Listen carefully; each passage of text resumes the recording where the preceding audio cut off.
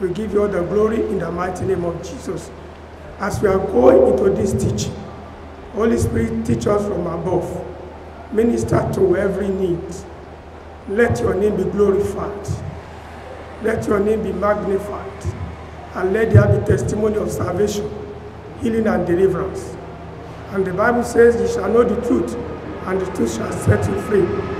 Let the word that will comfort this hour set your people free. In the mighty name of Jesus. Thank you, Father. Blessed be your holy name. In Jesus' name we pray. Amen. We give thanks to God for what God has been doing in our midst, particularly this season of the Easter. So we want to go to the next teaching. And the title of this teaching is Jesus' Suffering and the Atonement Power of His Blood. Jesus' Suffering and the atonement power of His blood. Jesus Christ, the Son of God, was crucified on the cross.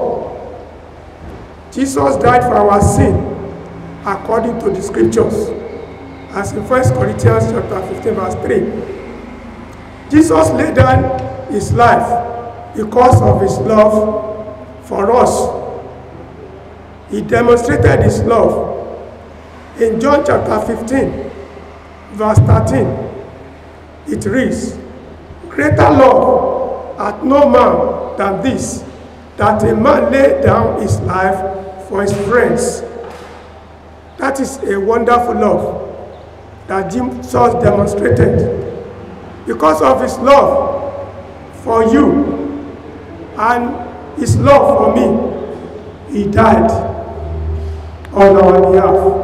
He laid down his life for us. Glory be to the name of the Lord. Jesus voluntarily surrendered himself for suffering and crucifixion. According to John chapter 10, verse 17 to 18, the Bible says, "Therefore doth my Father love me, because I lay down my life, that I may take it again. No man taketh it from me, but I lay it down for myself. I have power to lay it down, and I have power to take it again. This commandment have I received of my Father." Hallelujah. Jesus voluntarily surrendered his life for us. Not that he was forced to lay down his life. He joyfully and voluntarily released himself so that he can shed his blood and save us from our sins. Praise the Lord. As we know that Jesus was a gift to the world. According to John chapter 3 verse 16, the Bible says, "For God so loved the world that he gave his only begotten Son, that whosoever believeth in him shall not perish, but have everlasting life." So, Jesus came to suffer for our sin and pay the price by his death on the cross of Calvary. His blood shed was atonement for our sins. I now break this teaching that I titled Jesus' Suffering and the Atonement Power of his blood into three. Number one, prophecy about Jesus' death and his fulfillment. Number three, Jesus' blood brings us close to God, to the Father. Jesus' blood brings us close to the Father. Then number three, the atonement power of the blood of Jesus. I want to start with number one. Prophecy about Jesus' death and his fulfillment.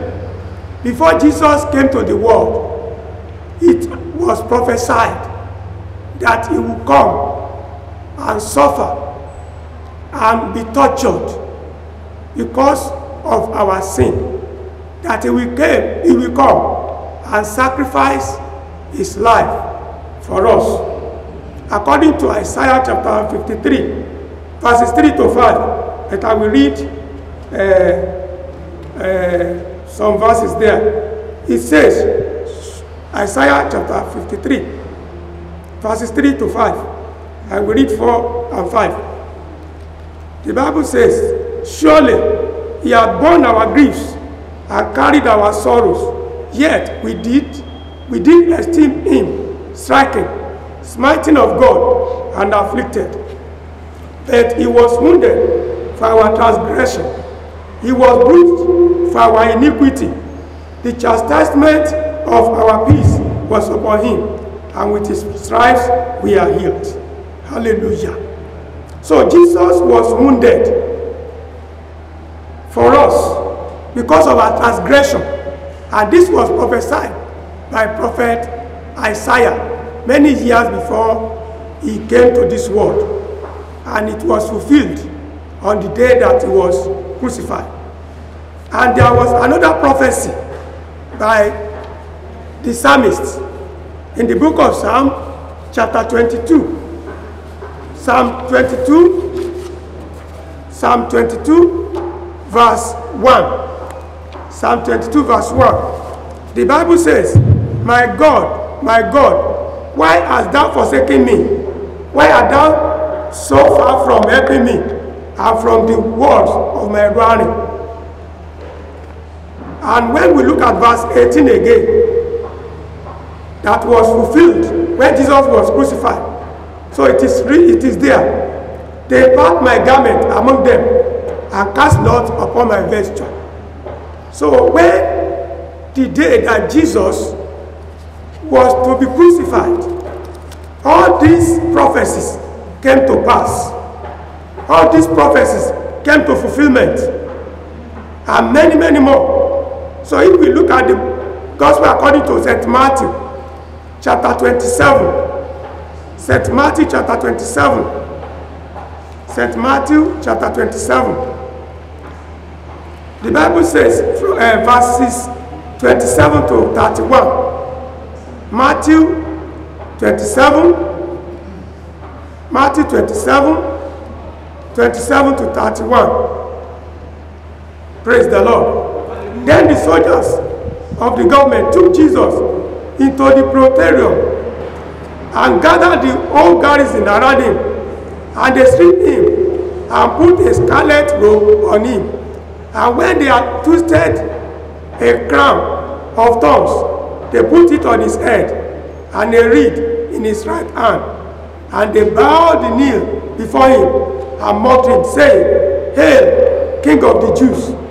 Then they spat on him and took the reed and struck him on the head. And when they had mocked him, they took the robe off him, put his own clothes on him, and led him away to be crucified. See how Jesus was tortured. They beat him, they spat on him, they put a crown of thorn, they put it on his head, and they started mocking him, calling him names. You call yourself King of Jews, you call yourself Son of God. So they tortured him, but Jesus did not speak a word. He surrendered himself for the torturing. He surrendered himself for the punishment. He endured it even to the end. And in the same Matthew chapter 27, so if we look at some verses there. So after this torturing, he was led to the cross. They commanded Simon to carry the cross for him. And when they got to the place where he would be crucified, so Jesus was crucified on the cross with other two thieves, one on the right and one on the second. He was condemned to death like a criminal just because of you and because of me. What a wonderful sacrifice. That is why that today, as you are listening to me, you must not allow the suffering of Jesus to go in vain over your life. You must give your life to him because of his love for you. And that is why he suffered so much. And I pray today, his suffering will not be in vain over your life. And when Jesus was about to release his soul to death, he cried. He cried, "Father, my God, why hast thou forsaken me?" As we read in Psalm 22, verse 1, he cried. His father removed his eyes from him because he was carrying the sin of the whole world. He was carrying the sin of the whole world. So he said, my father, why hast thou forsaken me?" And they start mocking him. And they were jeering him. But Jesus, the Lord and the Savior, he endured this persecution. He endured this suffering because of you and because of me. What will you give to reciprocate this love for you? What will you give to appreciate what he has done for you?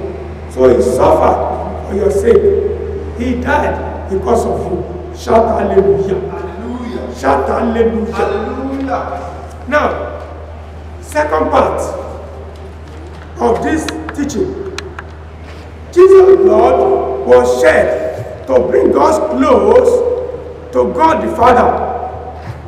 Jesus' blood was shed to bring us close to God the Father. If you read those two according to St. John. Gospel according to St. John, chapter 19, verses 32 to 34. John 19, 32 to 34. The Bible says, then the soldiers came and broke the legs of the first and of the other who was crucified with him. And when they came to Jesus and saw that he was already dead, they did not break his legs. But one of the soldiers pierced his side with a spear, and immediately blood and water came out. Hallelujah. Blood and water came out beside the side of Jesus. And this blood shed, this blood that is shed is the atonement for our sin. And immediately he gave up the ghost. The Bible says, when he yielded up his spirit, the veil of the temple rent into two. That is Matthew chapter 27, verse 51. It rendered from top to the bottom. It rendered from top to the bottom. That is the veil between us and the Holy of Holies rent into two. And this gave us access directly to God the Father. So what I'm saying is that the death of Jesus that brought us this redemption gave us an opportunity, a direct access to the presence of God. And let me tell you today, you don't need any intermediary before you can get to the Lord. If you enter through the door, and Jesus is this door, he says, I am the way, the truth, and the life. No man cometh to the Lord except through me. If you come through Jesus, you have direct access to the God Almighty. So in 1 Peter chapter 1, verses 18 and 19, 1 Peter chapter 1, 18 and 19, the Bible says, his blood shed for our redemption and for forgiveness of our sin. According to that 1 Peter 1, 18 to 19, know that you were not redeemed with corruptible things like silver or gold from your aimless conduct received by tradition from your fathers, but with the precious blood of Christ as of a lamb without blemish and without spot. Jesus' blood was without blemish. It was blood without spot. So it is his blood that bring us redemption. In Romans 3, 24 to 25, the Bible says, being justified freely by his grace through the redemption that is in Christ Jesus, whom God has set forth to be a propitiation by his blood through faith, to demonstrate his righteousness, because in his forbearance God has passed over the sin that were previously committed. That is, through the blood that Jesus shed, God redeemed us from sin and he forgave us our sin. The third part of this teaching, the atonement power of the blood of Jesus. To atone for sin is to cover sin from God's sight so that it loses its power to provoke his wrath. As you know, the Bible says in Romans 3:23, for God has sinned and come short of the glory of God. So, the blood of Jesus is the atonement for our sin, to remove this wrath from God. Shout hallelujah. In Exodus chapter 12, verse 3, the Bible says, when I see the blood, I will pass over you. That is, the blood, is an atonement. But the blood of Jesus, without any blemish, that is superior to blood of any animal, was shed for us. And through the atonement, sin was blotted out. Christ's death was an atoning death because it was death for the removing of sin. Hebrews 9, verse 14. Shout hallelujah. It reads, how much more shall the blood of Jesus, The blood of Christ, who through the eternal Spirit offered himself without spot to God, cleanse your conscience from dead works to serve the living God. On the cross, to cleanse us and to forgive us our sin and to bring us righteousness. And I want to tell you today, your self-righteousness cannot save you. Your works cannot save you. It is only the blood of Jesus that is an atonement for our sin that can save you. That is why you need to believe in this suffering and this blood that Jesus shed for you so as to save you and deliver you. And I pray you will not perish in the name of Jesus. Finally, how do we apply this blood of Jesus? Number one, this blood of Jesus and his suffering and the blood he shed on the cross make him to become the only Savior. That is, there is no other Savior. Jesus is the only Savior. The Bible says in Acts of Apostles chapter 4 verse 12, it says, neither is there salvation in any other, for there is no other name under heaven given among men whereby we must be saved. That is, there is no salvation in any other. Jesus is the only Savior. That is why you must believe him as your Lord and Savior. And if you believe him, you'll be saved. Then number two, through Jesus' blood, we receive forgiveness of our sins. That is, there is no way by which you can receive forgiveness of your sin except through this blood of Jesus. The Bible says in 1 John chapter 1, verses 7 to 9. 1 John chapter 1, verse 7 to 9. That if we say we have not committed sin, we deceive ourselves, and there is no righteousness due in us. But if we confess our sin, and we confess our sin, our Lord is faithful and righteous to forgive us our sins and to cleanse us with his blood. That is, through the blood of Jesus, we are cleansed from our sin. That is, if you want to be free from sin, you need to accept Jesus and plead his blood, and he will cleanse you. He will purify your life, and your life will not be the same again. And through the blood of Jesus, we are sanctified. We are sanctified through the blood of Jesus. You cannot be holy except you believe in the blood of Jesus. It is his blood that will purify you and will give you victory over sin. The Bible says they overcame him by the blood of the Lamb. You want to have victory over sin, over Satan, and over the world, give your life to Jesus and believe his blood.